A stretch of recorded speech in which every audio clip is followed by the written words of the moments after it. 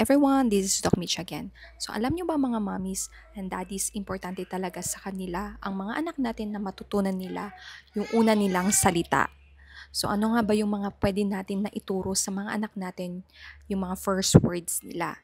So tandaan natin, bago natin ituro ang mga ABCs, numbers, and colors, ay dapat nilang matutunan itong mga unang salita at kailangan ituro natin ito sa kanila. So ano nga ba yung mga yon? Tandaan natin mga mommies and daddies na magkakaiba ang mga bata pagdating sa vocabulary at language development nila ng mga toddlers from ages 1 to 2 years old. So importante na ituro ang mga salitang to na sasabihin ko sa inyo. Dapat ito yung mga unang babanggitin ng anak natin o matutunan nila sa atin.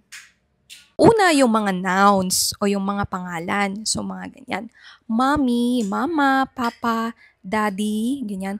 Dog, cat, milk, yan. Yan dapat yung mga mauna niya or anything dyan. No, bus, mga ganyan. So, mga nouns. So, sample lang yan. Pero dapat talaga, una niya munang matutunan yung mama and papa. Tapos yung mga pangalan ng mga tao doon sa bahay. Naman yung mga verbs. So, yung mga action words. Kagaya ng eat, jump, run, walk, mga ganyan. Brush your hair, brush your teeth, mga ganyan. O kahit yung brush lang, pwede na yung mga yon. Then, mga yan, ito.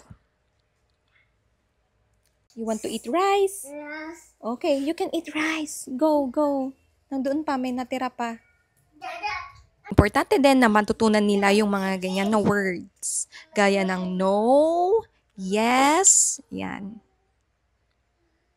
Tandaan natin mga mommies and daddies, maganda din na ituro sa kanila yung mga words, yung mga salita kapag ina-action natin. So, sabayan dapat natin yun ng pagkanta o paggalaw, mga ganyan. Kasi mas madali nilang matututunan kapag may mga action o yung talagang ginagalaw natin o kinakanta natin.